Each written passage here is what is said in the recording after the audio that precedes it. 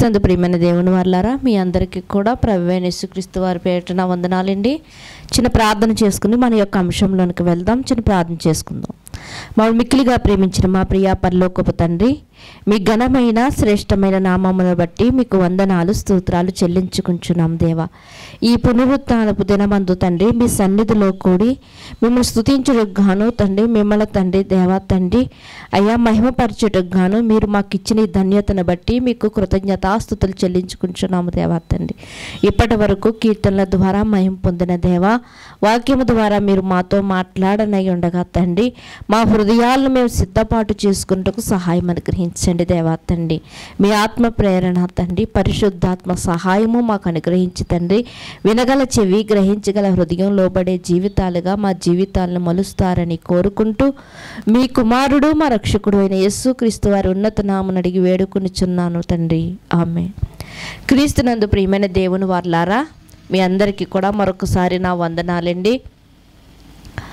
Bible గ్రంథంలో మనం చూడగలిగితే ప్రతి ఒక్క మాట కూడా మనకు ఏమి నేర్పిస్తుంది అంటే, సత్యంలో ఉండమని, నీతి న్యాయములు జరిగించుచు దేవునికి లోబడుతూ దేవునికి భయపడుతూ జీవించమని బైబిల్ గ్రంథంలో ఉన్నటువంటి ప్రతి మాట కూడా మనకి సెలవిస్తూ ఉంది. బైబిల్ గ్రంథాన్ని చదువుతున్నప్పుడు మనం ఎట్టి రీతిగా బ్రతకాలి అన్నది, మనము ఎలా జీవించాలి అన్నది, మరి ముఖ్యంగా ఏంటి అంటే మన యొక్క ఆధ్యాత్మిక జీవితాన్ని మనం ముందుకు ఎలా నడిపించుకోవాలి అన్నది మనకి నేర్పిస్తూ ఉంటుంది. అందుకనే గత వారం మనం నేర్చుకున్నది ఏమిటి అంటే, మనము దేవుని యొక్క వాక్యములో ఉండాలని, దేవుని యొక్క సహవాసములో ఉండాలని, ప్రార్థనతో మన జీవితాన్ని ముందుకు నడిపించుకోవాలని, హృదయములో వాక్యము మరి మన యొక్క గదిలో ప్రార్థన ఉండాలి, ఇది ప్రాముఖ్యమైనదని గత వారం మనం నేర్చుకున్నాం. ఒకవేళ లేకపోతే ఏం జరుగుతుంది అంటే, దేవునికి ఎప్పుడైతే మనం దూరముగా ఉంటామో, లేకపోతే దేవుణ్ణి ఎప్పుడైతే మనం అలక్ష్యం చేస్తూ ఉంటామో, అప్పుడు మరొక్కరి కన్ను మన మీద పడుతూ ఉంటుంది. వాడే సాతాను, మనందరికీ తెలుసు. అందుకనే ఈరోజు మనం చెప్పుకోబోయే అంశం ఏమిటంటే, చూపును మార్చే సాతాను ఏం చేస్తుంది, అది దాని ప్రభావం ఎలాంటిది. 3 అక్షరాల పదమే కదా సాతాను అంటే అని సింపుల్గా తీసుకోకండి. దాని యొక్క గొప్పతనం ఏమిటి అంటే, దాని చూపు పడిందా అది మార్చే వరకు అది ఊరుకోదు. అందుకనే యాకోబు భక్తుడు అంటాడు, అది ఎలా ఉందంటే గర్జించు సింహము వలె ఉందంట. అది ఎలా ఉందంట, గర్జించు సింహం వల్ల ఉందంట. కనుక అపవాది విషయంలో, యొక్క సాతాను విషయంలో మనం ఎంత జాగ్రత్త కలిగిన వారమై ఉండాలి అంటే, చాలా జాగ్రత్త కలిగిన వారుగా మనము ఉండాలి. జాగ్రత్త లేకపోతే ఏంటండి, ఒకవేళ జాగ్రత్త లేకపోతే ఏంటి అంటే, మన జీవితాన్ని మనమే నాశనం చేసుకో. చాలామంది పెద్దలు చెప్తూ ఉంటారు, మా మాట విన్నావా బాగుపడతావు, లేకపోతే నీ చేతులారా నీ యొక్క సంసారాన్ని నువ్వే కూల్చుకుంటావు అని చెప్తుంటారు. ఇది ఎంత వాస్తవమో బైబిల్ గ్రంథంలో మనం నేర్చుకుంటున్నటువంటి అంశం కూడా అంతే వాస్తవం. కనుక ఒక్కసారి బైబిల్ గ్రంథంలోనికి వెళ్ళి మనం పరిశీలన చేయగలిగితే చూడండి, మొట్టమొదటి స్త్రీ, మొట్టమొదటి భార్య, మొట్టమొదటి తల్లి అయినటువంటి ఒక స్త్రీని మనం చూద్దాం. ఆమె ఆదికాండము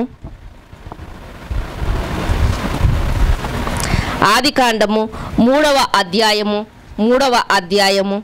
3వ వచనాన్ని 2వ వచనం నుంచి మనం చూడగలిగితే,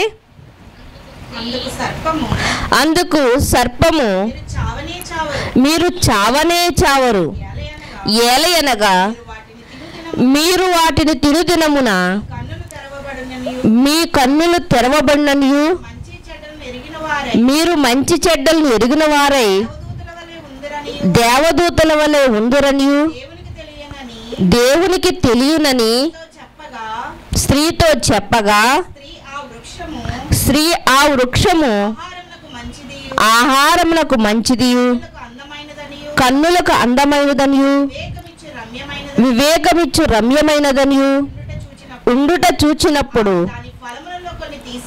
ఆమె దాని ఫలముల్లో కొన్ని తీసుకుని తిని తనతో పాటు తన భర్తకు ఇచ్చెను, అతడు కూడా తినను. చాలండి. ఇక్కడ మనం చూడగలిగితే మొట్టమొదటి స్త్రీ జాతికి మరి ఈవిడే ముఖ్య పాత్రగా మనకు కనిపిస్తుంది. ఎవరండి? హవ్వ. ఈమెను మనం చూడగలిగితే ఈమె దగ్గరికి ఎవరు వచ్చారంట? సాతానుడు వచ్చాడంట, లేకపోతే అపవాది వచ్చాడంట. ఈమె ప్రతి దినము కూడా ఎవరితో మాట్లాడుతుంది అంటే దేవునితో మాట్లాడుతుంది. నిజమేనండి. ప్రతిరోజు ఆదాము హవ్వలంట ఎవరితో మాట్లాడేవారంట? మరో వ్యక్తి లేడు కదా. మరి ఎవరితో మాట్లాడేవారు అంటే దేవునితో. ప్రతిరోజు చల్లపూటంట దేవుడు వచ్చంట వారితో మాట్లాడేవాడంట. అలాంటి దేవునితో సన్నిహితము కలిగినటువంటి వీళ్ళు ఇక్కడ మనం చూడగలిగితే ఈ యొక్క హవ్వమ్మంట ఏం చేసింది అంటే ఎవరితో మాట్లాడడం ప్రారంభించిందంటే అపవాదితో మాట్లాడడం ప్రారంభించింది. మనకు ఉన్నటువంటి బలహీనత ఏమిటంటే స్త్రీ జాతికి మనకు అవసరం లేకపోయినా మనం పలకరిస్తూ ఉంటాం, అవసరం లేకపోయినా మాట్లాడుతూ ఉంటాం. అందుకనే బలహీనమైన ఘట్టాలు, ఎందుకంటే మాట్లాడతాము, మోసంలో పడిపోతాము. మరి అదే స్త్రీ జాతికి చెందినటువంటి మొదటి స్త్రీ అయినటువంటి హవ్వమ్మను మనం చూడగలిగితే ఆమెంట ఎప్పుడైతే అపవాదితో మాట్లాడడం ప్రారంభించిందో అప్పుడు అడుగుతుందన్నమాట. ఏమడుగుతుంది అంటే, ఇది నిజమా? ఈ చెట్టు ఫలాల్లో మీరు అన్నీ తినవచ్చా అని అడిగినప్పుడు హవ్వగారు అన్ని క్లియర్గా చెప్తుంది. అక్కడ మనం చూడగలిగితే మరి ఆవిడ చెప్తున్నటువంటి మాటలు ఏమిటంటే, ఆ పండంట ఎలా ఉందంట? చూపునకు రమ్యమైనదిగా ఉన్నదంట, ఆహారానికి మంచిదిగా ఉందంట, వివేకాన్ని ఇచ్చే పండుగా కనిపిస్తుందంట. చూడగానే చాలా అందంగా కనిపిస్తుందంట. ఎప్పుడు? ప్రతిరోజు చూస్తున్నప్పుడు కాదు.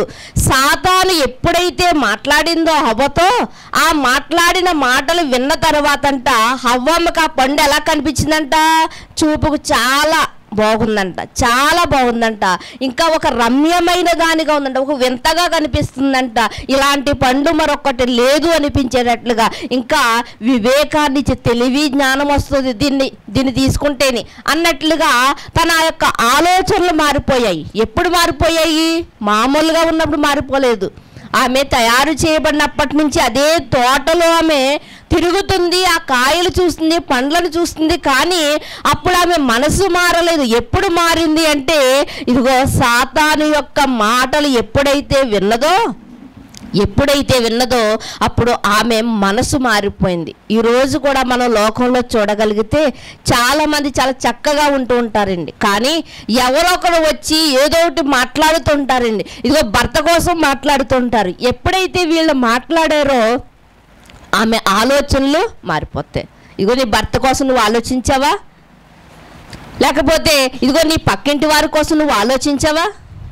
ఇలా ఏదో ఒకటి చెడు బీజాన్ని ఎప్పుడైతే వారు చెబుతూ ఉంటారో అలా చెప్పగా ఒక కూతురు విషయంలో తల్లైనా, లేకపోతే ఒక అక్క విషయంలో ఒక చెల్లైనా, ఎవరైనా కానివ్వండి, సాటి వ్యక్తి ఎవరైనా కానివ్వండి, ఎప్పుడైతే అలా చెబుతూ ఉన్నారో ఆ చెడు బీజం అనేది మనలో బాగా నాటుకుపోద్దండి. చెప్పగా తినగా చేదు ఏమవుతుందంట? మధురమైపోతుందంట. తినగా చేదు.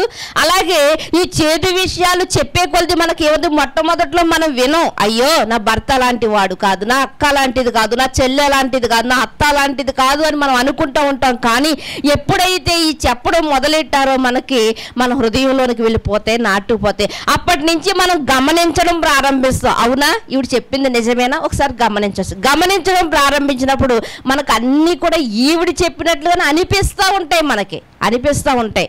అలాగే హవ్వమ్మ గారు ప్రతిరోజు ఆ పండ్లు చూస్తుంది, కానీ ఎప్పుడు అనిపించలేదు. కానీ సాతాను ఎప్పుడైతే చెప్పిందో అప్పుడు ఆ పండును చూడగానే ఆ హవ్వమ్మ గారికి ఎలా అనిపించిందంట?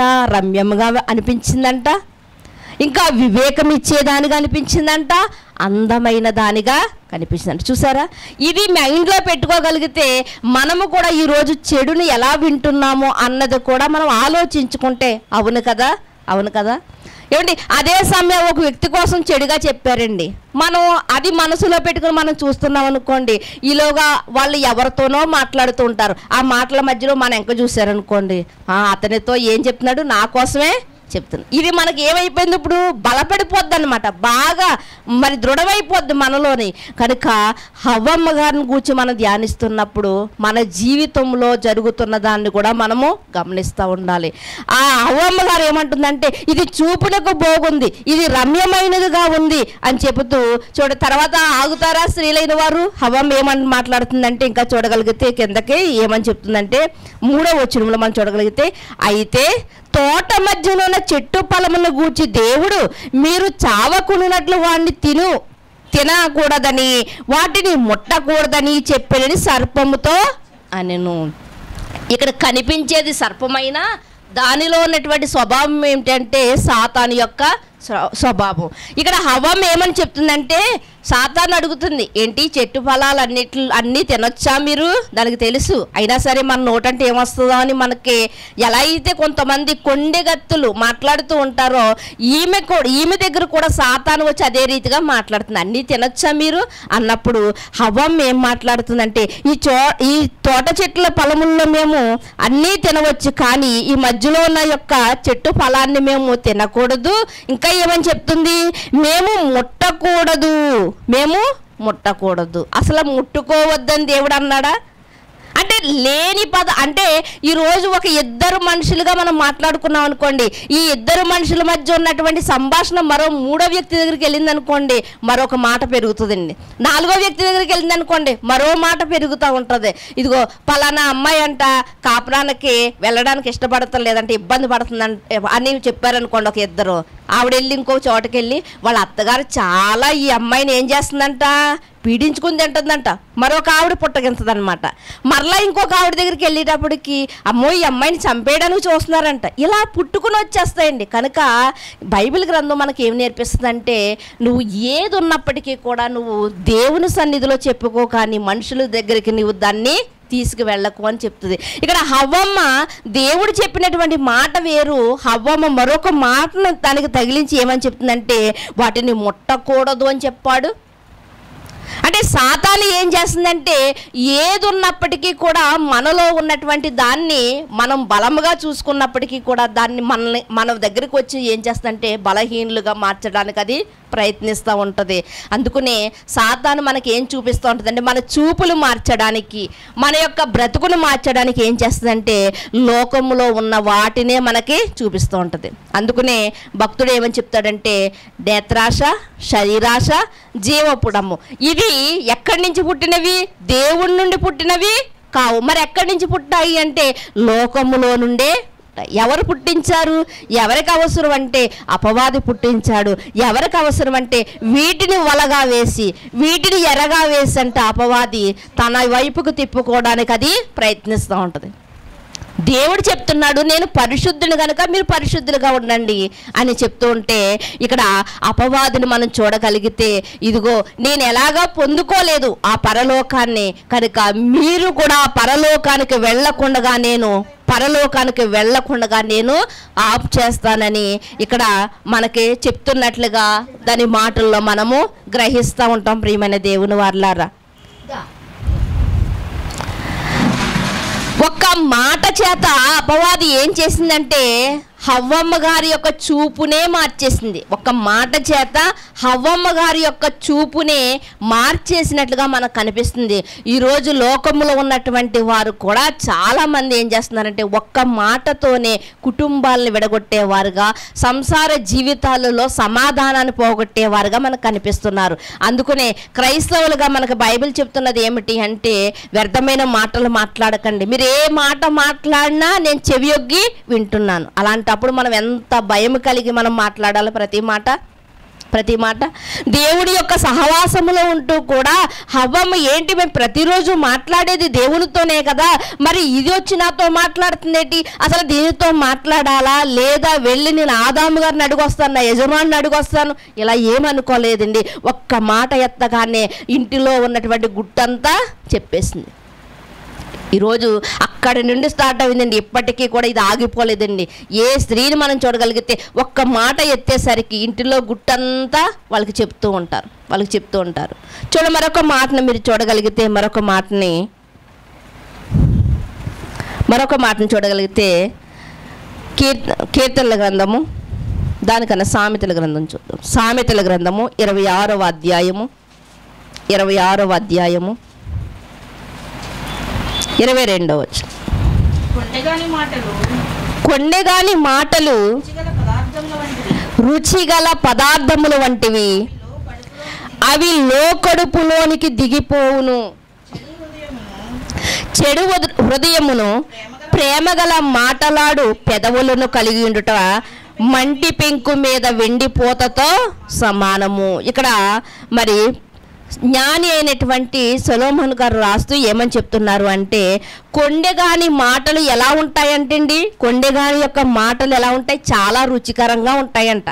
నా మంచికే కదా, నా మంచికే కదా అంటే మనకు అలా చెప్తా ఉంటారు. అమ్మా నువ్వు అమాయకురాలు అమ్మా, నువ్వు నీ భర్త నేను మోసం చేస్తున్నాడు, నీ అత్త నిన్ను మోసం చేస్తుంది అంటే వీళ్ళు ఏమనుకుంటారంటే, అవును కదా నన్ను ప్రేమించే కదా, నా కోసమే కదా చెప్తున్నారని ఈరోజు ఎంతోమంది ఇలాంటి కొండెగత్తెల మాటలను వింటున్నారు. అవి వారికి రుచికరంగా ఉంటున్నాయి.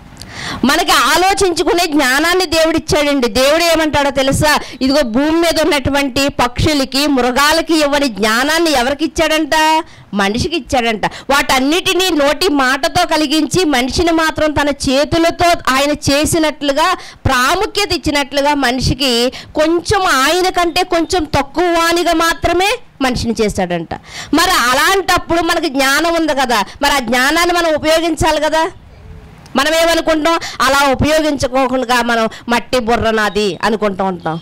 మట్టి బుర్రలోనే దేవుడు మహా ఆలోచన శక్తిని పెట్టాడు. కానీ అది వెలికి తీయమండి, మనం అది వెలికి తీయం. పిల్లలకు చెప్తూ ఉంటాం కొన్నిసార్లు, నువ్వు సాధించగలదు, వాడు సాధించగలదు వాడు. కానీ మనం మాత్రం ఏం చేస్తున్నాం, మట్టి బుర్ర, నేను బలహీనమైన ఘటాన్ని, నేను ఒక కుండను, ఓటి కుండను, ఇలా మనం అనుకుంటూ ఉంటాం.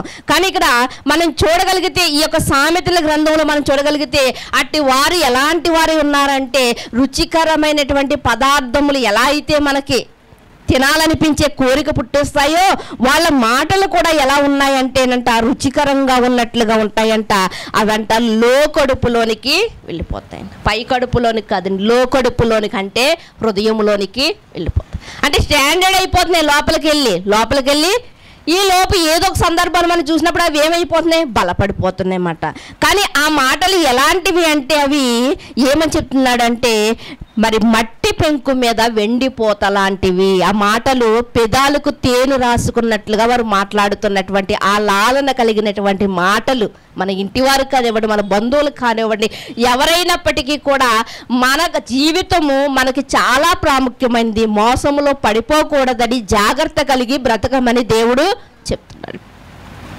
ఈరోజు చాలామంది అనుకుంటున్నారు, మనం బాప్తిస్మం తీసుకున్నాం కదా, పరలోకానికి వెళ్ళిపోతాం, మనం ఎలా జీవించినా పర్వాలేదు, మనం ఆదివారం సంఘానికి వెళ్తున్నాం కదా అని అనుకుంటున్నారు. కానీ మనం బాప్తిస్మం తీసుకున్నాం, సరే దేవుడు తన పిల్లలుగా అంగీకరించాడు. మరి వెళ్ళే మార్గంలో మనం ప్రయాణించవలసినటువంటి మార్గం ఏంటి, ఇరుకైన మార్గము. ఎంత జాగ్రత్త కలిగి ఉండాలి. ఈ సూచనలు, సలహాలు, ఈ ఆజ్ఞలు మిగిలిన వారికి, బయట ఉన్న వారికి తెలియదు, కానీ క్రీస్తులో ఉన్న వారికి తెలుసు. ఎందుకు తెలుసు అంటే, ఇదిగో మన చేతిలో ఈ యొక్క పరిశుద్ధమైన గ్రంథాన్ని పెట్టాడు. ఈ ఆజ్ఞలు కలిగినటువంటి ఈ యొక్క పుస్తకాన్ని మన చేతికి దేవుడు ఇచ్చాడు కనుక మనం అన్నీ తెలిసిన వారం కనుక మనం ఆలోచించవలసిన వారమై ఉన్నాము. ఏంటి ఇది, నిజమైనటువంటి వెండేనా లేకపోతే మట్టి పెంకు మీద వెండి పూత పూయబడిందా? ఆలోచిస్తున్నామా? ఒక వస్తువును మనం చూస్తాం, ఇది బంగారమేనా లేకపోతే 1 గ్రామ్ గోల్డా అంటే 1 గ్రామ్ గోల్డ్ అంటే ఏంటి, పైన మాత్రమే గోల్డ్ పోస్తాడనమాట, లోపలంతా ఏంటి, ఇత్తడి. అలాగే ఒకరు మాట్లాడుతున్నప్పుడు ఆ మాటలు ఎలాంటివి మనం ఆలోచన చేసుకోవాలి. ఏంటి, ఇది సరైనవేనా, దేవుడి జ్ఞానానికి, దేవుని యొక్క గ్రంథంలో ఉన్నటువంటి ఆజ్ఞలకు సరితూగేవేనా, నా బ్రతుకును మార్చుకునే మాటలేనా లేకపోతే నా బ్రతుకును పాడు చేసుకునే మాటలా అని ఆలోచించుకోవాలి. ఒకనాడు హవ్వమ్మ ఆలోచించుకోలేదు కనుకనే దేవునితో ఉన్నటువంటి అన్యోన్య సహవాసాన్ని పోగొట్టుకుంది. ప్రియమైన దేవుని వర్లారా, ఒకనాడు హవ్వమ్మకు ఆలోచన లేదు, కానీ ఈరోజు ఎంతోమంది జీవితాలను కలిగినటువంటి ఈ యొక్క బైబిల్ గ్రంథం మన చేతిలో ఉంది కాబట్టి అవును కదా, హవ్వమ్మ తన జీవితాన్ని నాశనం చేసుకుంది, తనతో పాటు తన భర్త జీవితాన్ని కూడా మరి మోసంలో పడిపోయింది కదా. మనం కొత్త నిబంధనలో చూడగలిగితే మొట్టమొదటి ఎవరు మోసంలో పడ్డారంట? హవ్వ మోసపోయిందంట. హవ్వ మోసపోయిందంట. మరి ఈరోజు మనము కూడా మాటల చేత మోసపోతున్నామేమోండి. క్రియల వరకు తర్వాత, క్రియల వరకు గారడీ చేసేవారు ఇవన్నీ మామూలే, కానీ మాటల చేత మోసపోతున్నామేమో. మీరేమక్కర్లేదు, బాప్తిసం తీసుకోండి చాలు. ఈరోజు ఇలాంటి ఎన్నో వాక్యాలు మనం వింటున్నాం కదా. మనం బాప్తిసం తీసుకోవాలి, అది ఒక టికెట్ లాంటిదే. కానీ టికెట్ తీసుకుని ఇంట్లో కూర్చుంటామా? ఏం చేయాలి మరి? టికెట్ తీసుకునేటువంటి మనం మన లగేజీ సర్దుకొని, మనం ట్రైన్ అయితే ట్రైను, బస్సు అయితే బస్సు ఎక్కి కూర్చోవాలి కదా.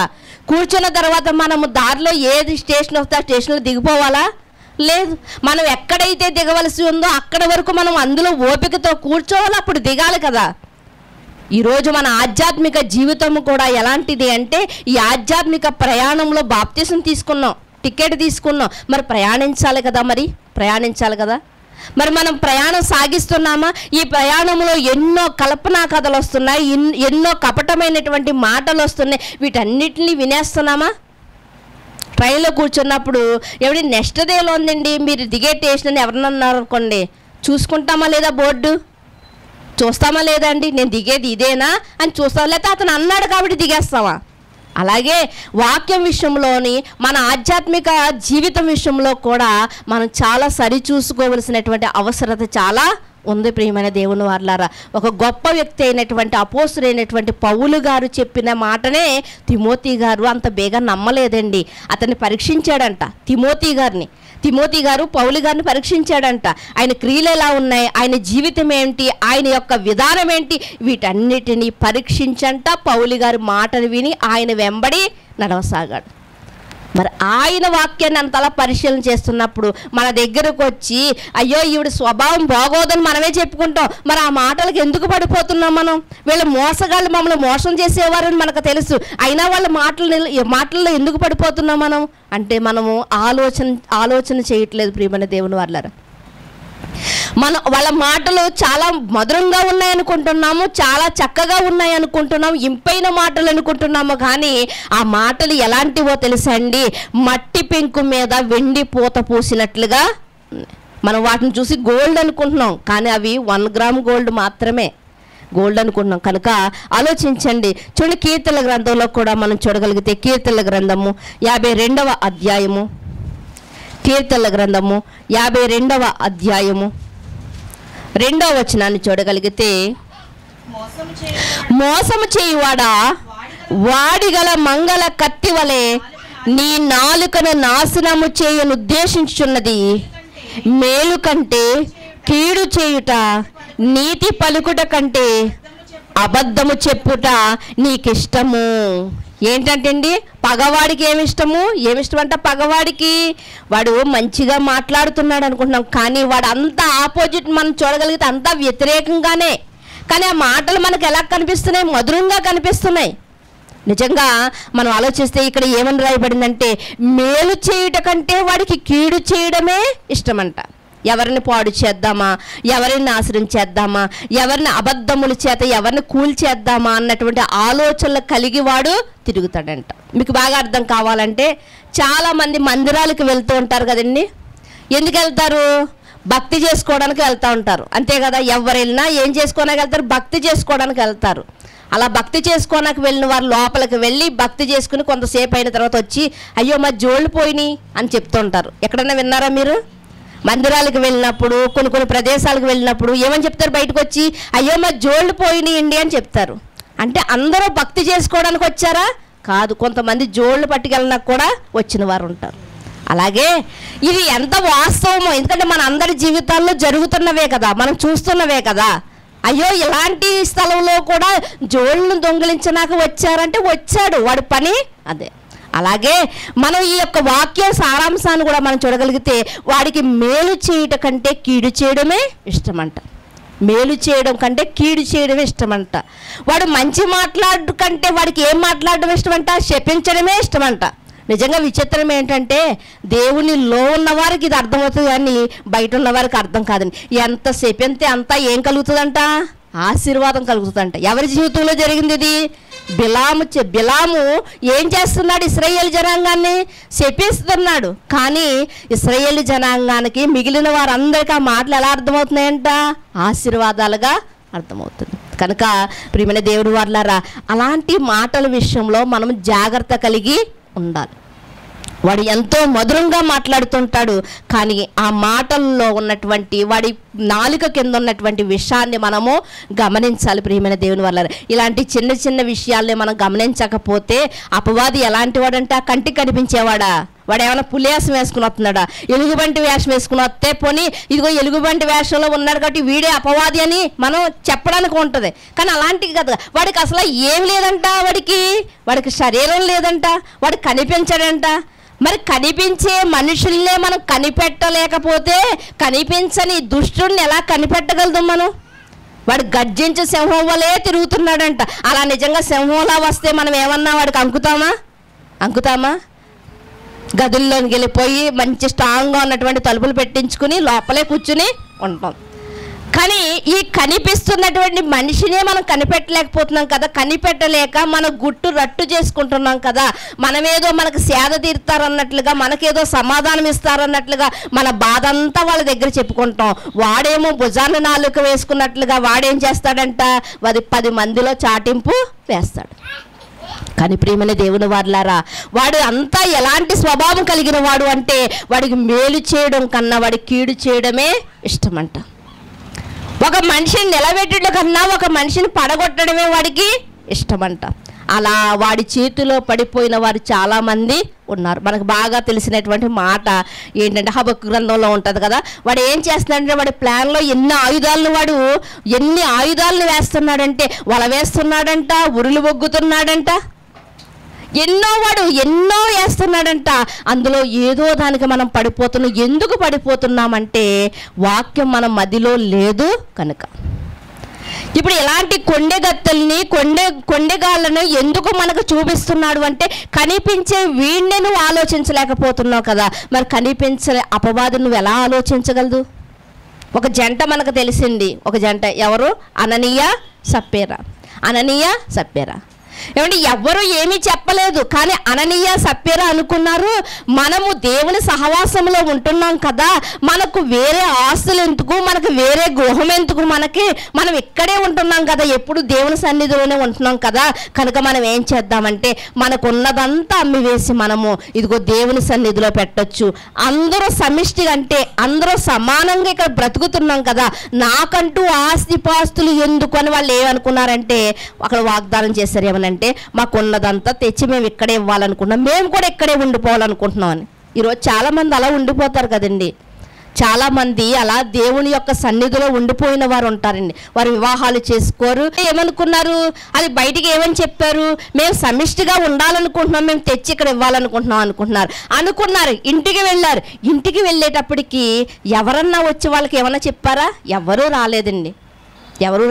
కనిపించే రీతిగా ఎవరూ రాలేదు. కానీ కనిపించని శక్తి వారిలోకి వచ్చింది. ఎవరది? సాతాను. కనిపించే వ్యక్తి రాలేదు, కనిపించని శక్తి వారిలోకి వచ్చింది. సాతాను వచ్చి ఏం చెప్తుందన్నమాట, ఎందుకంటే అంతా అమ్మేసిన డబ్బంతా వాళ్ళకి ఇచ్చేయడం ఏంటి, మీకంటూ కొంత ఉండాలి కదా అనగానే వెంటనే మనకేం కలుగుతుందంటే, అవును కదా, నా బ్రతుకు కోసం నేను కూడా ఆలోచించుకోవాలి కదా, నా అకౌంట్లో కూడా కొంత ఉండాలి కదా, నాకు కొంత సొమ్ము ఉండాలి కదా అనే ఆలోచన మనకి ఎలా వస్తుందో అననీయ సప్పేరాలకు కూడా అలాగే వచ్చిందనమాట. వచ్చినప్పుడు వాళ్ళు ఏం చేశారు అంటే హృదయములో వచ్చిన ఆలోచనని అమలు చేశారండి. చేసిన వాగ్దానం మర్చిపోయారు. అయితే వెంటనే వాళ్ళు ఏం చేశారు, కొంత సొమ్మును తీసి బీరువాలో పెట్టుకుని కొంత సొమ్మును మాత్రమే పట్టుకెళ్ళి మేము దీనికే అమ్మాము, ఆ డబ్బంతా తెచ్చి మీకు ఇస్తున్నామని ఒక చక్కటి తీయటి అబద్ధాన్ని పలికారు. దేవునికి తెలియదా? మనుషులకైతే తెలియకపోవచ్చు, కానీ దేవునికి తెలియదా? దేవునికి తెలిసింది. దేవుని ఉగ్రత వాళ్ళ మీదకు వచ్చిందా లేదా? భర్త చనిపోయి అతన్ని కప్పెట్టి వచ్చేలోగా భార్య కూడా ఎవరిని మోసం చేశారు? ఎవరి మాట ఆలకించారు? సాతాను యొక్క మాట. అంటే కనిపించే మనిషి రాలేదు కానీ కనిపించని శక్తి వారిలోకి వచ్చింది. ఎప్పుడైతే ఆ శక్తికి సాతానికి అవకాశం ఇచ్చారో వెంటనే వారు మోసపోయారు. మోసపోవడమే కాకుండా వారి ప్రాణాలను వారు పోగొట్టుకున్నారు. ఈరోజు మన జీవితాలు ఎలా ఉన్నాయి? మనం ఎవరికి మన యొక్క జీవితాన్ని అప్పగించేస్తున్నాం? ఆలోచిస్తున్నామా? కాస్తైనా హవ్వమ్మ ఆలోచించిందా? ప్రియమైన దేవుని వారలారా, కనుక ఆలోచించండి. ఈ యొక్క మాటలో మనకు కనిపిస్తున్నది ఏమిటి అంటే, ప్రియమైన దేవుని వారలారా, హవ్వమ్మ లేని మాటల్ని కూడా మాట్లాడింది. అక్కడ లేని మాటలను కూడా మాట్లాడింది. హననీయ సప్యరాలు అప్పటి వరకు లేని ఆలోచనలు సాతాను ఏం చేశాడు? కల్పించాడు. ఈరోజు మన జీవితంలో కూడా అలాంటి ఆలోచనలు కల్పించవచ్చు. ఆ ఆలోచనలు సరైనవా? ఆ ఆలోచనలు సరైనవి కావా? ఇది మట్టి పెంకు మీద ఉన్నటువంటి వెండి పోత, లేకపోతే నిజంగానే ఇది ఒక వెండి పాత్ర అని మనం గమనించాలంటే దేని ద్వారా గమనించగలదు అంటే మన హృదయంలో వాక్యం ఉండట ద్వారానే. కనుక చూడండి ప్రియమైన దేవుని వారు, మరొక మాటను మీరు చూడగలిగితే, మరొక మాటని సామెతల గ్రంథము 15వ అధ్యాయము 4వ వచనంలో ఉన్నటువంటి మాటను మీరు చూడగలిగితే, సాత్వికమైన నాలుక జీవవృక్షము, దానిలో కుటిలత ఉండిన ఎడల ఆత్మకు భంగము కలుగును. ఏమని చెప్తున్నాడండి ఇక్కడ మహాజ్ఞాని చెప్తున్నటువంటి మాట? సాత్వికమైనటువంటి నాలుకంట ఎలాంటిదంట? జీవవృక్షం అంట. సాత్వికమైనటువంటి నాలుక జీవవృక్షమే. ఏమండి, ఈరోజు మనం ఎలాంటి వాళ్ళు అంటే, మనమే కాదండి, చిన్నపిల్లలు కూడా ఈరోజు ఒక మాట అన్నామంటే వాళ్ళు పడుతున్నారండి. తిరిగి ఒక దెబ్బ వేసామనుకోండి, వాళ్ళు మళ్ళా తిరిగి కొట్టేయాలి. వాడంటే వాళ్ళకి ఏం కలుగుతుందంటే, చిన్ననాటి నుంచి కోపం, ఒక మాట అంటే పడనటువంటి తత్వం వాళ్ళకి వచ్చేస్తుంది. ప్రియమైన దేవుని వారలారా, అయితే సాత్వికమైనటువంటి నాలుక ఎలాంటిదంటే జీవవృక్షం అంట. జీవవృక్షం అంటే జీవించేది అన్నమాట. సాత్వికము కలిగి మనం ఉన్నప్పుడంట మనకే సమాధానం కలుగుతుందంట, ఎదుటివానికి కూడా సమాధానం కలుగుతుందంట. కానీ మనం ఏం చేస్తాము? తెలియని వాడు ఏదో ఒక మాట అంటే తెలిసి కూడా మనం ఎన్ని మాటలు అంటాం? 4 మాటలు అంటాం. కానీ దేవుడు అంటున్నాడు, ప్రతిదీ నాకు అప్పగించండి అంటున్నాడు. మనం ఏం చేస్తున్నాం? దేవునికి అప్పగించాం. వాళ్ళ మనస్తత్వాన్ని మార్చుతండని మనం ప్రార్థన చెయ్యం, మనమే అనేస్తూ ఉంటాం. మరి మనం అనేస్తే ఇంకా దేవుడు వాళ్ళని మారుస్తాడా? మార్చడు. ప్రియమైన దేవుని వల్ల సాత్వికమైనటువంటి నాలుకంట జీవవృక్షం అంట. మరి దాని గురించి మరొక కింద మాటలో ఏమని చెప్తున్నాడంటే, దానిలో కుటిలత ఉండిన ఎడల ఆత్మకు భంగము కలుగును. ఒకవేళ కుటిలత కలిగినటువంటి మనసు కానీ మనకు ఉంటే, ప్రియమైన దేవుని వారలారా, కుళ్ళు మనసు మీకు అర్థం అవ్వాలంటే, కుళ్ళు మనసు కలిగి ఉంటే, అంటే ఎదుటోళ్ళు బాగుపడితే వీళ్ళకి మనసులో స్థిమితం ఉండదు. ఇలాంటి మనస్తత్వం కలిగిన వారంట పైకి ఎలా ఉంటారు? బాగానే ఉంటారు. కానీ లోపల ఆత్మకి ఏంటంటే డ్యామేజ్ కలుగుతుందంట, దెబ్బ కలుగుతుందంట. ప్రియమైన దేవుని వారలారా, కానీ అందులో ముఖ్యంగా క్రైస్తవులు ఉన్నటువంటి మనం ఆలోచించవలసినటువంటి విషయం ఏమిటి అంటే, ఇదిగో నన్ను ఒక మాట అన్నారు అని దానికోసం మనం కోపపడకుండా, దానికోసం మనం ఆలోచించకుండా, ప్రియమైన దేవుని వారలారా, సాత్వికము కలిగి మనము ఉండాలి. సాత్వికమైనటువంటి మనసు ఎలాంటిది అంటే, మన యొక్క ఆధ్యాత్మిక జీవితానికి ఒక మెట్టు పైకి ఎక్కిస్తుంది. వాళ్ళు అన్నారు కదా అని మనం ఒక మాట అన్నాం అనుకోండి, మనం ఒక మెట్టు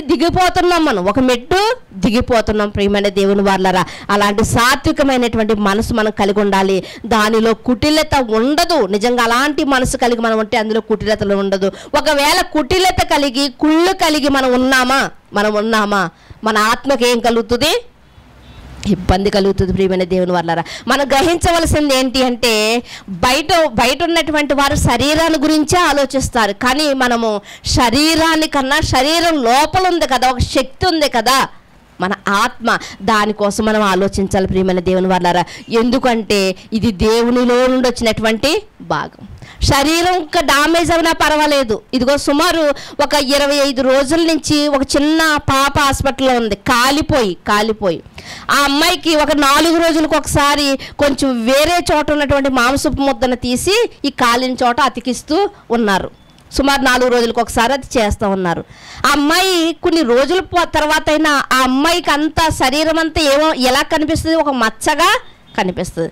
శరీరానికి మచ్చ ఉన్నా పర్వాలేదు, కానీ ఆత్మకు ఒక మచ్చ కూడా పడకూడదు, డాగు కూడా పడకూడదు. ప్రియమైన దేవుని వల్లారా, మనం ఏం చేస్తున్నాం అంటే శరీరం మీద మచ్చ పడకూడదు అనుకుంటున్నాము, బట్టల మీద ఒక డాగు పడకూడదు అనుకుని చాలా చాలా ఇబ్బంది పడుతూ, ఎక్కడైనా వర్షపు నీరు గోతులో ఉందనుకోండి, మన వస్త్రాలు చాలా జాగ్రత్తగా సర్దుకుని వెళ్ళిపోతుంటాం.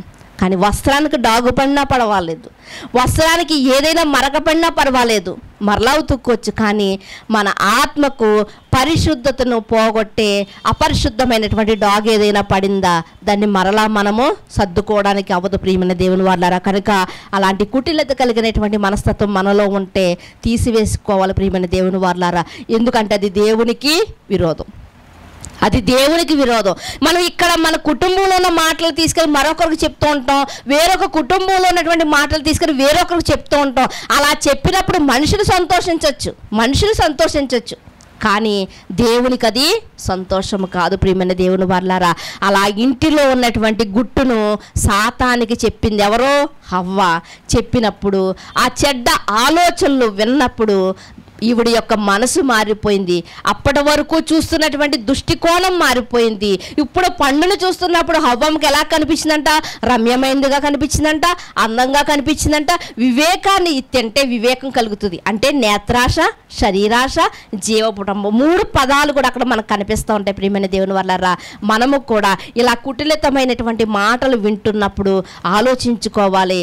ఈ కుటిలతమైనటువంటి మాటలు కదా ఇవేమన్నా యథార్థమైన మాటలా?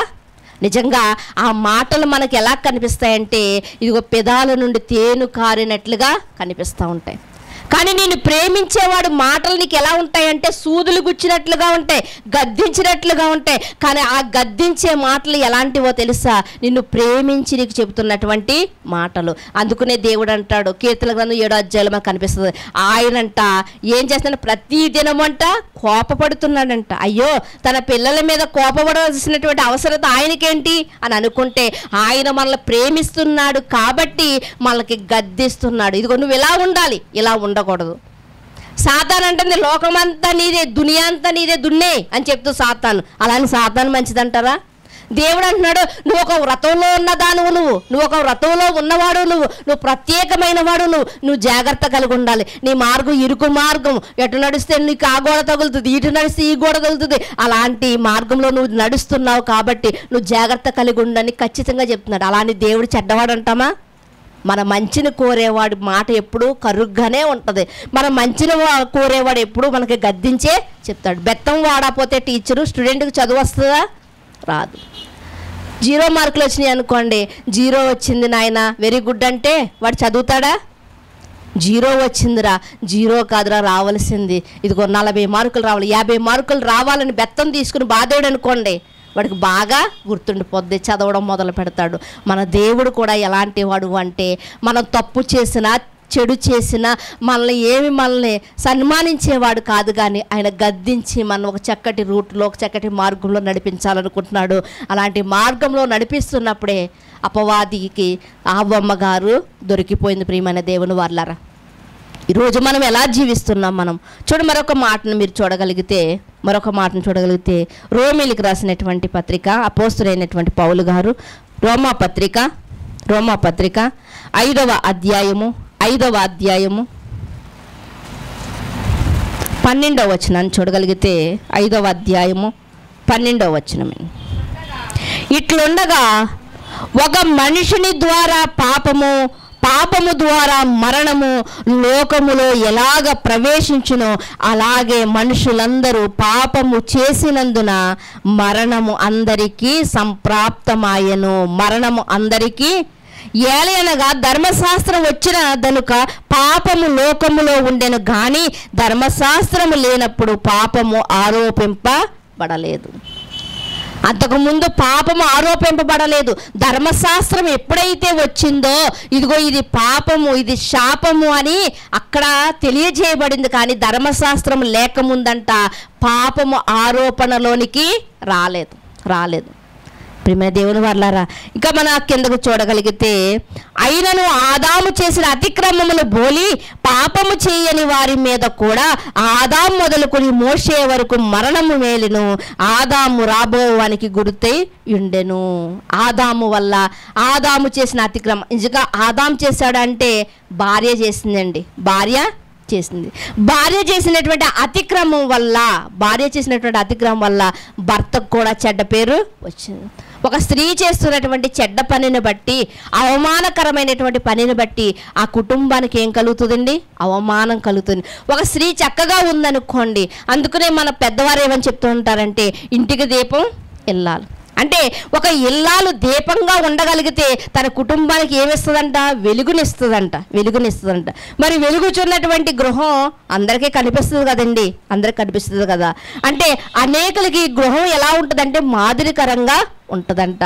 అందుకని సామెతల గ్రంథం 31వ అధ్యాయంలో మనకు కనిపిస్తూ ఉంటుంది, ఆమె జ్ఞానవంతురాలంటే తన ఇంటిని దేంతో కట్టుకుంటుంది? జ్ఞానంతో. సుబుద్ధి కలిగి స్త్రీ ఎలాంటిది అంటే గొప్ప ధననిధి లాంటిది అంటాడు. సుబుద్ధి కలిగి అంటే తన స్వంత బుద్ధిని ఆధారం చేసుకోకుండా సత్యాన్ని అనుసరించి నడుచుకునే స్త్రీ ఎలాంటిది అంటే ఆమె ఒక చక్కనిది. అలా తన జీవితాన్ని, తన కుటుంబాన్ని కట్టుకున్నటువంటి అబిగయలు మనకు కనిపిస్తూ ఉంటుంది, సుబుద్ధి కలిగినటువంటి స్త్రీ. ప్రియమైన దేవుని వారలారా, కనుక ఒక అతిక్రమము రావడానికి కారణం ఎవరు అంటే ఒక స్త్రీ మనకు కనిపిస్తుంది. ఆ స్త్రీ హవ్వమ్మ అయితే ఆమె ఎవరి ద్వారా అతిక్రమంలో పడిపోయింది అంటే ఇదిగో సాతాను వల్ల అతిక్రమంలో పడిపోయింది. సాతాను ఏమి చేసిందంటే చూపులు మార్చే సాతాను అంటే హవ్వమ్మ యొక్క చూపుని మార్చేస్తుంది. హవ్వమ్మ యొక్క చూపుని, ఒక వ్యక్తిని గురించి ఒక అమ్మాయి చెప్తుంది, ఇతగాడు రోజు చూస్తున్నాడు కానీ ఈలోగా ఇంకొక అమ్మాయి వచ్చి చూసింది, నేను చూస్తున్నటువంటి చూపులు ఒక విధంగా మంచివి కావు అని చెప్పింది అనుకోండి. ఈసారి ఈ అమ్మాయి చూసినప్పుడు ఆ చూపులు ఎలా ఉంటాయి? అవును కదా, రోజు చూస్తున్నట్టు చూడట్లేదు ఈ వ్యక్తి నా వైపు, ఇదిగో వేరే విధంగా చూస్తున్నా. ఈ మాటను బట్టి ఈ అమ్మాయి యొక్క చూపులు మారిపోతూ ఉంటాయి. అలాగే సాతాను కూడా మనలోకి ఒకవేళ ప్రవేశిస్తే మన యొక్క జీవితం కూడా మారిపోద్దండి. అది మంచిగా మారితే సరే, కానీ సాతానులో ఉన్నటువంటి లక్షణం ఏంటంటే దానిలో మంచి చెయ్యాలని ఉండదు, అది మేలు చెయ్యాలని ఉండదు. నేను వెళ్ళని పరలోకానికి ఇదిగో వీళ్ళ కూడా ఎవ్వరు వెళ్ళకూడదనేది కంకణం కట్టుకుందంట, శపథం చేసిందంట. అలాంటి దుష్టుడు మన చుట్టూనే తిరుగుతూ ఉంటాడు, కనిపించాడు. కనిపించని దుష్టుడు మనలోనికి వచ్చి మన ఆలోచన చెడగొడుతూ ఉంటాడు, మన యొక్క తలంపులను చెడగొడుతూ ఉంటాడు. వాడికి ఆ ఆలోచన, ఆ తలంపుల్లో వాడికి చోటు ఇవ్వకూడదంటే మన ఆలోచనలో, మన తలంపుల్లో ఏముండాలి? వాక్యం ఉండాలి. ప్రియమైన దేవుని వారలారా, మనందరికీ తెలిసినటువంటి మాట, యేసుక్రీస్తు వారు మత్తయి సువార్త 4వ అధ్యాయంలో మరి సాతాను వచ్చి ఏం చెప్తుందంట? సాతాను వచ్చి, మనం ఎక్కువ చెప్పుకునే మాట, సాతాను వచ్చి ఏం చెప్తుంది? ఏమైనా చెడేమన్నా చెప్పిందా?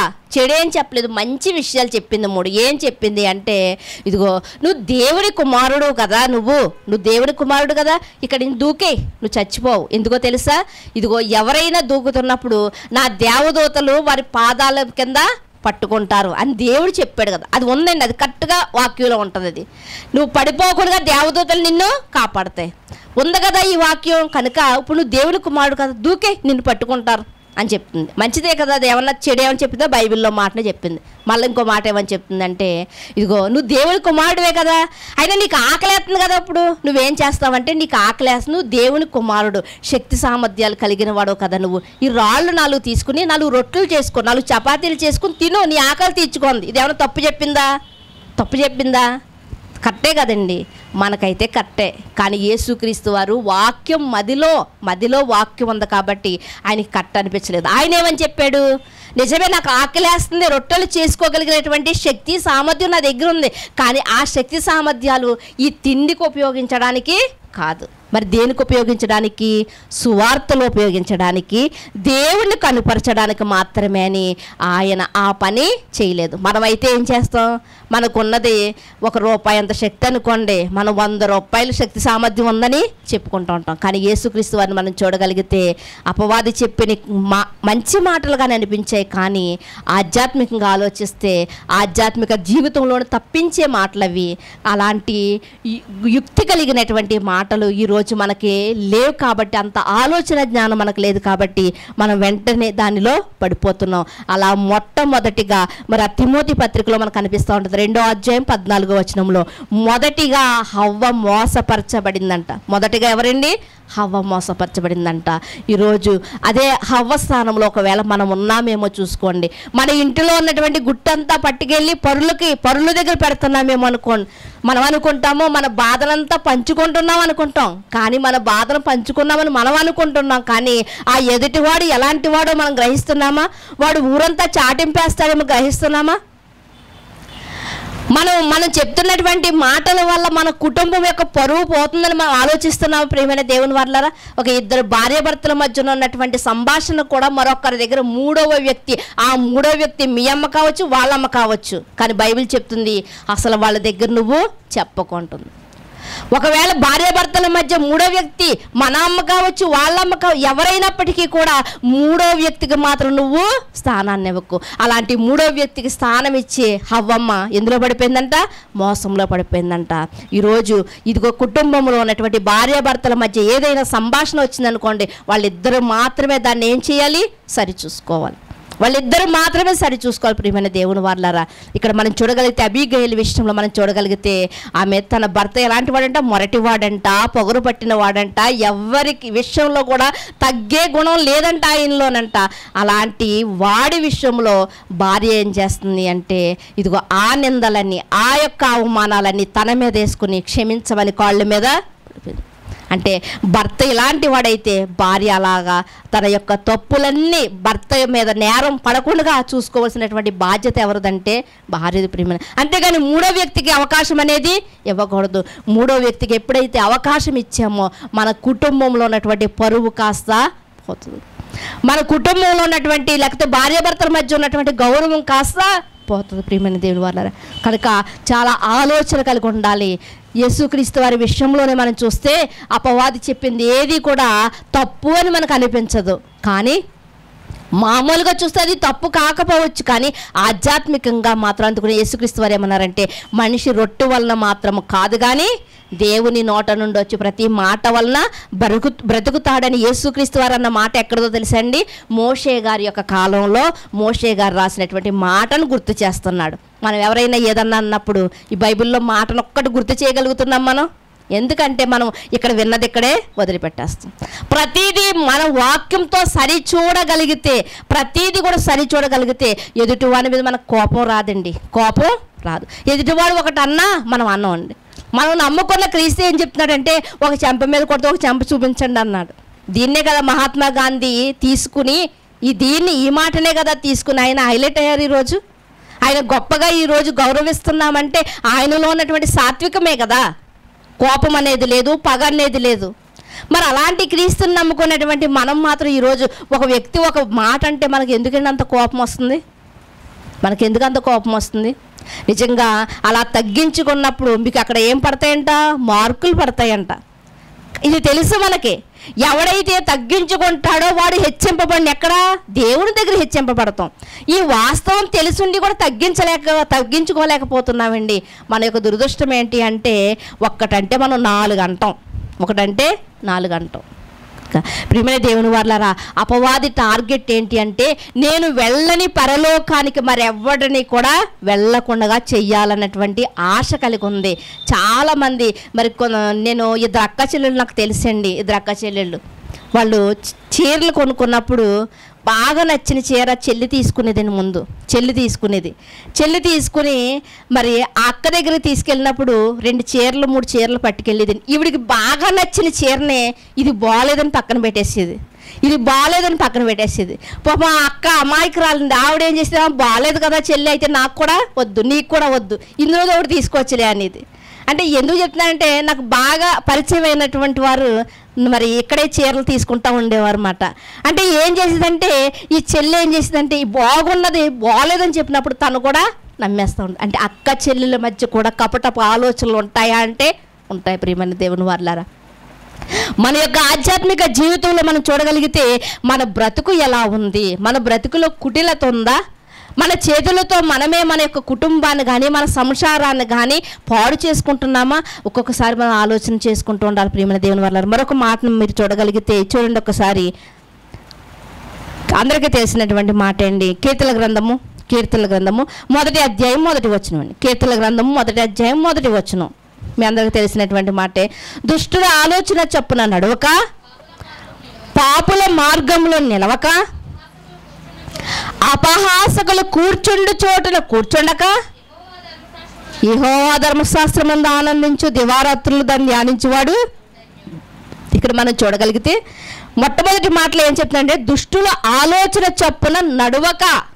దుష్టుల ఆలోచన చొప్పున, అయ్యో ఇతని మాటలు చాలా బాగున్నాయి కదా, నన్ను ప్రేమిస్తున్నాడు, నేను అమాయకురాలని అంటున్నాడు, నేను అమాయకుడిని అని చెప్తున్నారు కదా, నాకు సలహాలు ఇస్తున్నారు కదా, వీళ్ళు ఏదో గొప్పవారని మనం వెంటనే నమ్మేసి ఏం చేస్తామంటే వాళ్ళ ఆలోచనల చొప్పున నడుస్తూ ఉంటాం. పాపుల మార్గంలో నిలవక, నువ్వు వెళ్ళే మార్గంలో మరి ఈ అరుగుల మీద కూర్చుంటూ ఉంటారని చాలా పల్లెటూరులో మనం చూడగలిగితే అరుగుల మీద కూర్చుంటూ ఉంటారు అన్నమాట. నువ్వు వెళ్ళే మార్గం అదే, నిన్ను ఆపుతూ ఉంటారు. ఏంటమ్మా విషయాలు అంటూ ఉంటారు. ఏంటి మీ కోడలు ఇంకా ఇంట్లో పని చేయట్లేదా, మీకు వాళ్ళు ఇంకా నీళ్ళు పోసుకోలేదా, ఇలా చెప్తూ పదే అడుగుతున్నప్పుడు అత్తగారికి ఏంటంటే ఒక బీజం పడిపోద్ది. అవును కదా, ఊరోళ్ళు కోడళ్ళు అందరూ అన్నీ చేస్తున్నారు, ఇదిగో నిన్న కాక మొన్న పెళ్ళవున అమ్మాయికి ఏమో పిల్లలు పుట్టారు, ఈవిడికి పెళ్ళై 10 ఏళ్ళు అయింది కానీ ఇంకా పిల్లలు, ఈవిడ ఎవరంటే గొడ్రాలు. ఇలా క్రైస్తవుల్లో కూడా అన్నవారు కూడా ఉన్నారు. అసలు ఈవిడ ఎలాంటిదంటే స్త్రీ ధర్మం కూడా ఈమె దగ్గర లేదేమో అని అన్నవారు కూడా క్రైస్తవులు ఉన్నారు ప్రియమైన దేవుని వాళ్ళారా. ఎందుకు ఈ మాట చెప్తున్నానంటే, కొంతమంది ఎలాంటి వారు ఉంటారంటే పాపుల మార్గము వారిది, అంటే వాళ్ళ దగ్గర మనము నిలవకూడదు. వారి దగ్గర మనం నిలవకూడదండి, మనం నిలవకూడదు. ఒకవేళ నిలబడ్డామా పాపంలో మనము కూడా పాలిభాగస్తులు అయిపోతాం. అపహాసకులు కూర్చుండి చోట కూర్చోకు, వారు పని పాటు లేకుండా కూర్చుని ఉంటారు, అలాంటి కూర్చున్న వారి దగ్గరికి వెళ్ళి మనము కూర్చోవద్దని వాక్యం చెప్తుంది. అంటే బైబిల్ దేవుడు ఏమని చెప్తున్నాడు అంటే, అపహాసకులు కూర్చున్న చోట నువ్వు కూర్చోక, నీకు పనేంటి, నీకు ధర్మశాస్త్రాన్ని ఇచ్చాను, నీ బ్రతుకును బాగు చేసుకునే వాక్యాన్ని చేతికిచ్చాను, గదిలోకి వెళ్ళి కూర్చుని దాన్ని ధ్యానించుకో. ఆసాపు ధ్యానించక ముందంటండి చుట్టుపక్కల ఉన్న వారిని అందరినీ చూస్తే ఆసాపుకి ఏమనిపించిందంటే, వీళ్ళందరూ భలే బాగుపడిపోతున్నారు, సంతోషంగా ఉన్నారు, నేనేటి నీతిగా బతుకుతున్నా సరే, నేను నా హృదయాన్ని కాచుకున్నా సరే, నేనేంటి ఇలాగే ఉన్నాను, నేను ఎక్కడ వేసిన గొంగలు అక్కడే ఉంది అనుకున్నాడు. కానీ ఎప్పుడైతే మందిరములోనికి వెళ్ళి ఆలోచించాడో, మందిరంలోనికి వెళ్ళి ధ్యానించాడో, దేవుని సన్నిధిలో మోకరించి ప్రార్థించాడో, అప్పుడు అతనికి తెలిసిన విషయం ఏమిటి అంటే, ఇదిగో నువ్వు చూసిన వారందరూ కాలు జారే ప్లేస్లో ఉన్నారు, నువ్వు మాత్రం బండపై నిలబడ్డావు అని దేవుడు బయలుపరిచాడు. కనుక అపహాసకులు కూర్చున్న చోట మనకు పనేంటండి? అసలు దేవుడు మనకు ఒక పని అప్పగించాడు. ఏంటో తెలుసా? మన యొక్క జీవితాలు కట్టుకోవడానికి వాక్యం చదువుకోవాలి, మన పరిసర ప్రాంతం అంతా నెమ్మది సమాధానం కలగాలి, జీవము కలిగినటువంటి దేవుని తెలుసుకోవాలి అంటే వారి కోసం ప్రార్థించవలసినటువంటి బాధ్యత మన భుజాల మీద దేవుడేశాడు. అంతగా మనకు ఖాళీ అంటే సువార్తకు వెళ్ళడానికి దేవుడు మనకు అవకాశం ఇచ్చాడు కదా. అయ్యో నేను సువార్త ప్రకటించకూడదండి అనడానికి లేదు. జగత్ ఉత్పత్తి వేయక ముందే, పునాది వేయబడక మునిపే దేవుడు ఏం చేశాడంట? మనల్ని పిలుచుకున్నాడంట. తండ్రిలో నుండి తల్లిలోనికి కోట్ల కణాలు వెళ్తున్నప్పటికీ కూడా ఆ కణాలన్నింటినీ నేలరాల్చి నన్ను మాత్రమే దేవుడు ఎంచుకున్నాడంటే ఎప్పుడో మనల్ని ఎన్నిక చేసేసుకున్నాడు. కనుక మనకు అవకాశం ఉంటే మనకి సువార్తకు వెళ్ళే మరి బాధ్యతను కూడా దేవుడు మనకి ఇచ్చాడు కదా. ఇన్ని బాధ్యతలు ఉన్నప్పుడు మరి మనిషి మాత్రం ఏం చేస్తున్నాడంటే దుష్టుల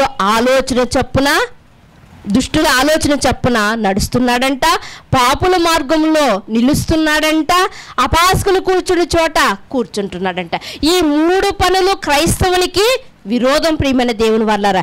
ఈ 3 పనులు క్రైస్తవుడు చెయ్యకూడదు. అసలు అపహాసులు కూర్చున్న చోట కూర్చోకూడదు, దుష్టులు ఉన్నటువంటి మార్గంలో పోకూడదు. ఇన్ని దేవుడింత చక్కగా చెప్తుంటే మనకేమైనా లోపలికి వెళ్తున్నాయండి? లోకొడుపులోనికి వెళ్తున్నాయా? అదే కపటము కలిగిన వాడు మాట్లాడితే మాత్రం ఆ మాటలు ఎక్కడికి వెళ్ళిపోతున్నాయంట? లోకొడుపులోకి వెళ్ళిపోతున్నాయంట. నన్నెంత మాట అన్నాడా పదే తలుచుకుంటూ ఉంటారండి, పదే తలుచుకుంటూ ఉంటారు. కానీ దేవుని వాక్యం చెప్తుంది ప్రియమైన దేవుని వల్ల, ఈ 3 మానేయండి. ఏ మూడుని? దుష్టుల ఆలోచన చొప్పున మీరు సాగకండి, అపాసకులు కూర్చుని చోట మీరు కూర్చోకండి, మీరు దుష్టుల మార్గంలో నిలవకండి. అసలు వాడు దుష్టుడని తెలిసినప్పుడు, ఇదిగో ఈమె ప్రవర్తన మంచిది కాదని తెలిసినప్పుడు మీరు ఎందుకు అక్కడ నిలబడకండి. మీకంటూ ఒక పని ఉంది, ఏంటో తెలుసా? అది 2వ వచనంలో, యెహోవా ధర్మశాస్త్రమందు ఆనందించండి. దేవుళ్ళో ప్రార్థన చేసుకుంటూ ఆనందించండి.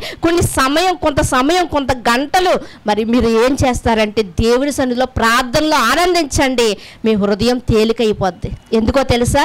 మీ భారం అంతా, మీ సమస్యల భారం కానివ్వండి, మీ అనారోగ్య భారం కానివ్వండి, మరి ఏదైనప్పటికీ ఆ భారం అంతా మీరు ఎవరి మీద మోపారు? దేవుడి మీద మోపారు. దేవుడి మీద మోపినప్పుడు మీ హృదయం అంతా ఏమైపోద్ది అంటే తేలికపరచబడదు. ప్రియమైన దేవుని వారలారా, కొన్ని సహవాసాలను చూడగలిగితే కొన్ని గంటలు ప్రార్థన చేస్తారండి. కొన్ని గంటలు ప్రార్థన చేస్తారు. నిన్న ఒక ప్రాంతానికి వెళ్ళినప్పుడు, ఒకరి ఇంటికి వెళ్ళినప్పుడు, నిన్న ఉదయం నుంచి సాయంకాలం 5 గంటల వరకు సువార్త కార్యక్రమం ఉందండి. సువార్త కార్యక్రమం 5 గంటలు కాదు, అయిపోయిన వెంటనే వేరే పని ఉంటే మాకు ఒక పెళ్లి కోట ఇవ్వడానికని మేము వెళ్తే, ఏమండి మేము వెళ్ళేటప్పటికే వాళ్ళు ప్రార్థనలో ఉన్నారు, మోకరించి ప్రార్థన చేసుకుంటున్నారు. సాయంకాలం సుమారు 6 గంటల సమయంలో ప్రార్థన చేసుకుంటున్నారు. భార్య భర్తలు ఇద్దరు కూడా ఎలుగెత్తి ప్రార్థన చేసుకుంటున్నారు.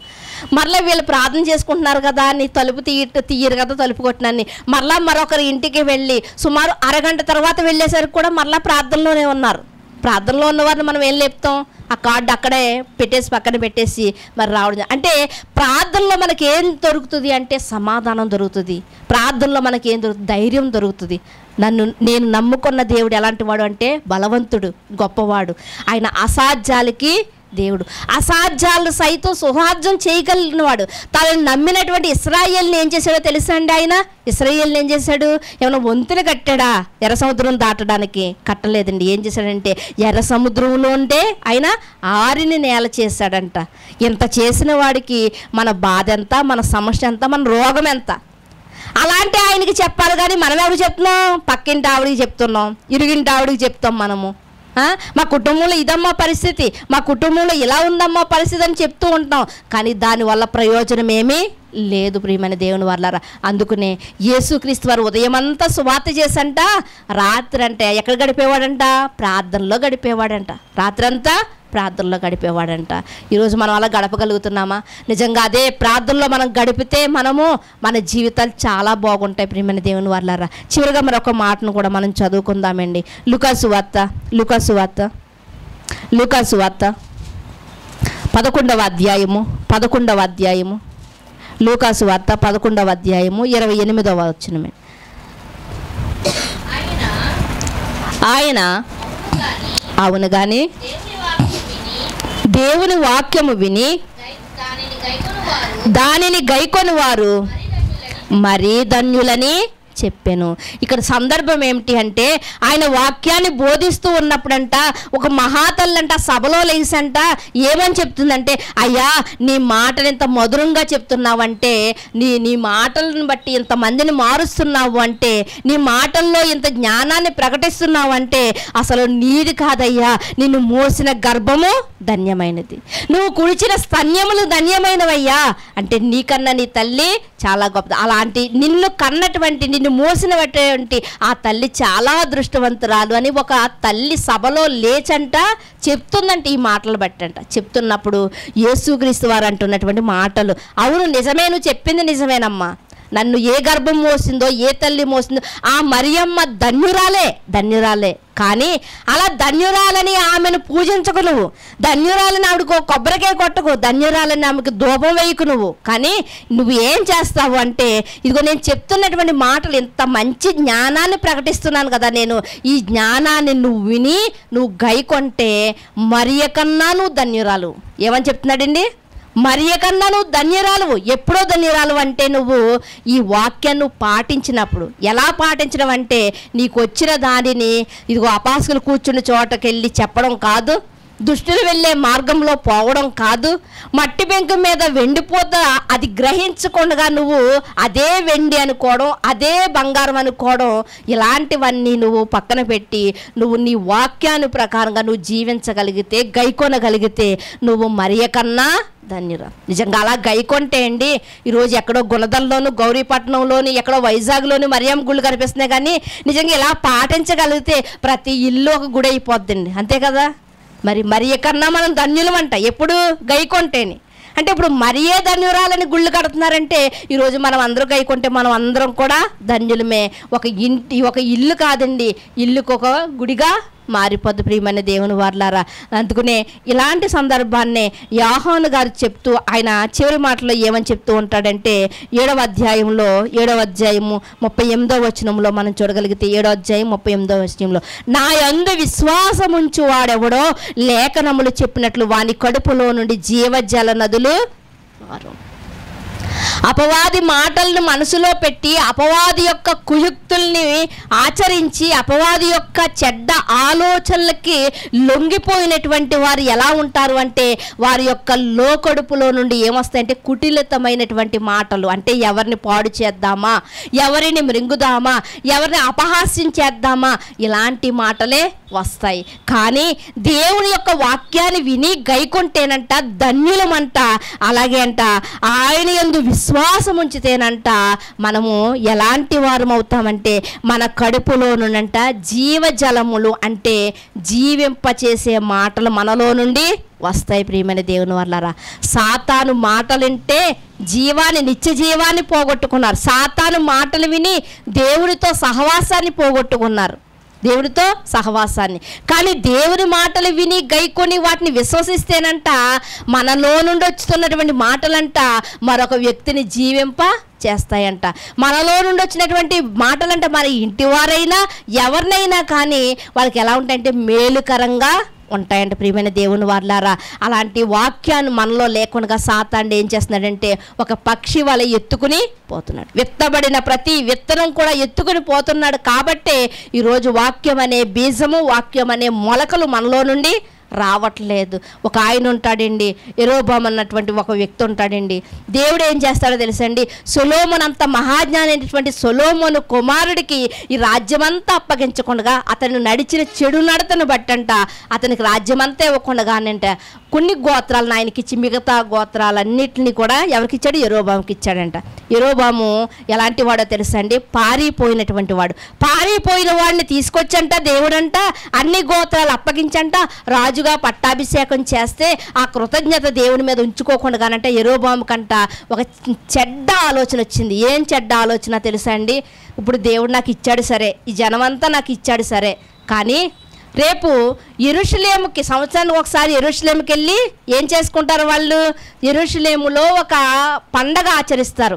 ఒకవేళ యెరూషలేము ఆ పండగకి వెళ్ళినప్పుడు మరలా ఆ రాజు మాటలు విని ఒకవేళ నా రాజ్యంలోంచి తొలగిపోతారేమో అని ఒక చెడ్డ బీజమండి. కొంచెమేండి, పెరుగు చుక్క కొంచెమే వేస్తామండి, పాలు లీటర్ అయితే లీటర్ పెరిగి వేస్తాము తోడట్లకి, కొంచెమే వేస్తామండి. సాతాను కూడా చిన్న బీజం వేసాడండి. యెరోబాము అనుకుంటున్నాడు, ఏమనుకుంటున్నాడంటే అయ్యో యెరూషలేము వెళ్తే వీళ్ళందరూ పండక్కే నా రాజ్యంలో నుండి తప్పిపోయి అతనే రాజుగా కావాలని కోరుకుంటారేమో అనుకుని ఏం చేస్తాడో తెలుసండి, అక్కడ రాజుల గ్రంథంలో మనకు కనిపిస్తుంది, 2 దూడలను చేయించంట, ప్రజలందరినీ పిలిపించంట, ఇశ్రాయేలులారా, ఇశ్రాయేలులారా, ఐగుప్తు దేశంలో మీ పితరులు తీసుకొచ్చినటువంటి దేవుడు ఎవరో కాదు, ఇగో ఈ దూడలే, కాబట్టి మీరు యెరూషలేముకి వెళ్ళని అవసరం లేదు, ఈ దూడలను పూజించుకోండి, ఇక్కడే పండగ చేసుకోండి అని ప్రజలందరినీ కూడా త్రోవ తప్పించిన వాడిగా మనకు కనిపిస్తాడు. దేవుని ఉగ్రతకే అతను దారి తీసింది, దేవుని ఉగ్రతకు దారి తీసిందండి ఆ చిన్న మాట. కనుక చిన్నదే, నా తల్లి చెప్తుంది కదా, నా తండ్రి చెప్తున్న ఇరుగింటి ఆవిడే కదా, మంచి ఆవిడే కదా, క్రైస్తవురావులే కదా అని వారు చెప్తున్నటువంటి చెడు ఆలోచనలకి తలవగ్గకండి ఎవరో కూడా. ఇదిగో వాక్య ప్రకారంగా మీరు జీవించండి, వాక్యం అనే బీజాన్ని వేసుకోండి, మన జీవితాలు బాగుంటాయి, ఎదుటివానికి కూడా మనం ఎలా ఉంటామండి? మేలుకరంగా ఉంటాం. సాతాను ఏం చేస్తుంది? మన చూపులు మార్చేస్తుంది. మన చూపులు మార్చేసిందంటే మనకి లోకం మీద మనకి ఏం కలుగుతుంది? ఇంపు కలుగుతుంది. లోకం అంతా ఎలా కనిపిస్తుంది? మనకు ఆకర్షణీయంగా కనిపిస్తుంది లోకం అంతానే. కనుక చూపులు మార్చే సాతానుకి చోటివ్వకండి, దేవుని వాక్యానికి చోటివ్వండి, దేవుని వాక్యానికి, దేవుని మీద విశ్వాసం ఉంచుకోండి. అప్పుడు దేవుడు సమస్తము కూడా మనకు అనుకూలంగా ఆయన జరిగిస్తాడు. ఇలాంటి లోకంలో మనం కొంతకాలం జీవించినప్పుడు లోకాశంలోనికి వెళ్ళిపోకుండా మన యొక్క చూపును మనం త్రిప్పుకోవాలి అంటే దేవుని వైపు మాత్రమే మనం చూడాలి. ప్రియమైన దేవుని వాళ్ళారా, అలా చూసిన వారు ఎంతోమంది తమ జీవితాలను కట్టుకున్నారు. అప్పటి వరకు వేషవృత్తిలో ఉన్నటువంటి రహాబు వేష కానివ్వండి, ఒక సమరయ స్త్రీ కానివ్వండి, తన చూపులు మార్చుకుంది, క్రీస్తు వైపు మార్చుకుంది. తన చూపు ఎప్పుడైతే మార్చుకుందో వాక్యాన్ని వినడం మొదలుపెట్టింది. ఎప్పుడైతే విన్నదో గ్రహంతో మొదలుపెట్టింది. సమరయ స్త్రీ అంటుంది, ఈయన మెస్సయ్య కాడా? మన పితరుడైన అబ్రహాం చెప్పాడు కదా, ఒక మెస్సయ్య వస్తాడు మిమ్మల్ని బాగు చేయడానికి, మీ బ్రతుకులు బాగు చేయడానికి, మీ పాపాలు కడగడానికని. ఆ మెస్సయ్య ఈయన కాడా అంటది. తర్వాత మాటలో మనం చూడగలిగితే ఈయన రక్షకుడు కాదా? ఈయన రక్షకుడు కాదా? నిజంగా చూసారా, ఎప్పుడైతే మనం వాక్యం మీద మనసు పెడతామో కొంత మనకి ఏమొద్దంటే ఆధ్యాత్మిక అభివృద్ధి అనేది పొందుతాం. ఎప్పుడైతే మనం సాతాను మీద మనసు పెడతామో, చెడు ఆలోచనల మీద మనసు పెడతామో కొంత మన ఆధ్యాత్మిక జీవితం ఏమైపోద్దంటే ఆవిరైపోతూ ఉంటుంది. దేనికి చోటిస్తారు, దేనికి మనసు ఇస్తారు, మీరే ఆలోచన చేయండి, మంచి నిర్ణయాన్ని తీసుకుంటారని కోరుకుంటూ ఈ మాటలు ముగిస్తున్న ప్రార్థన చేసుకుందాం. మనం మిక్కిలిగా ప్రేమించిన మా ప్రియ పరలోకపు తండ్రి, మీ ఘనమైన శ్రేష్టమైన నామమును బట్టి మీకు వందనాలు స్తోత్రాలు చెల్లించుకుంటున్నాము దేవా తండ్రి.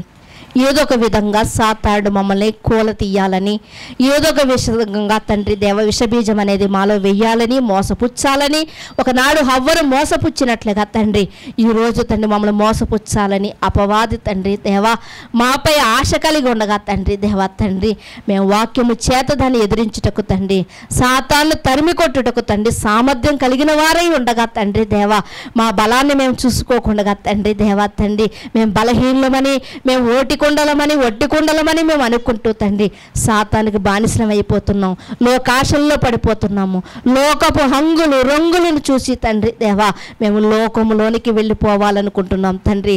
లోకంలో ప్రత్యేకింపబడిన వారుగా మేము ఉండాలన్నది మీ ఆశ అయితే తండ్రి దేవా, మీ ఆశలను ఆవిరి చేసి తండ్రి దేవా ఇదిగో సాతాను యొక్క కోరికలు తీర్చేవారముగా, సాతాను యొక్క ఆశలు తీర్చేవారముగా తండ్రి మీరు ఎక్కడైతే వెళ్ళవద్దన్నారో, ఎవరి దగ్గర అయితే మీరు కూర్చోవద్దన్నారో వాళ్ళ దగ్గరికే వెళుతూ, వారి దగ్గరికి కూర్చుంటూ మీరు చెయ్యవద్దన్న ప్రతి కార్యాన్ని చేస్తూ పాపాన్ని సంపాదించుకుంటూ మీకు అంతకంతకు దూరమైపోతూ ఉన్నామేమో.